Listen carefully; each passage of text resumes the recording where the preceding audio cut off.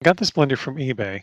I'd worked on a blender for a coworker, and I loved the Vitamix blender so much that I started searching for broken ones. I realized as somebody who enjoys repairing things, I can buy broken things and make them good. So this cost me about $50, and I used a T15 security torque bit to open the four screws on the top. Vitamix is very easy to work on. The problem with this one is it has a broken switch on the front, and it's missing the uh, gear that you see in the bag.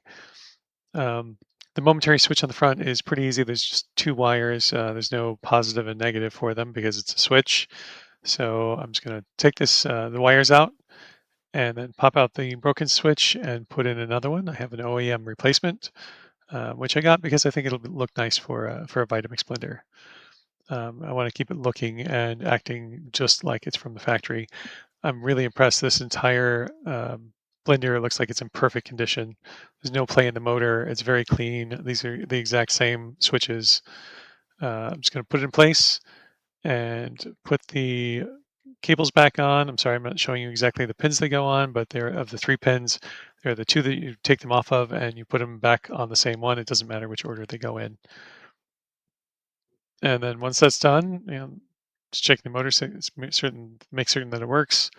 Just looking at this board, it looks great. This is the transformer. It's made by Marson, I think, from Germany. I don't think these are actually made anymore, but um, the way this works is that power comes in, it's 120 volts, it runs the motor, and some of that power at 120 volts, no more than 1.9 amps of it, goes into this little transformer and is transformed into 15 volts DC, and that runs the rest of the board, including the switches on the front. The switches, this pulsing switch does not have 120 volts running through it. It has a much smaller amount of power, and it's a 15 volt DC. I think it's rated for 16 volts or something to that effect. So it is uh, it is something that's going to last for a long time. The build quality of this is just amazing, and I'd love to see something that's built well and can also be repaired. So just going to put it all back together very quickly, and then we'll put the sacrificial gear on the top. This thing on the square shaft is made to break. It is mostly plastic. If something is going to break, you want this one to break.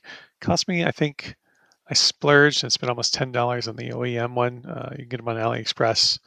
They are $5, really. They're inexpensive, easy to replace. I've seen a few reviews from Vitamix where people are complaining that this part broke. It is made to break, and it's easy to replace. It just takes an Allen key.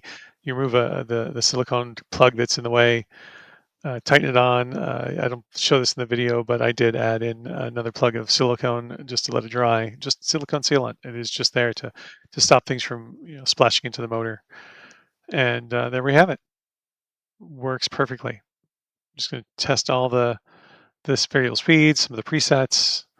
Everything's spinning. It feels powerful. There's no vibration. This is by far and away the best blender I've ever had in my life.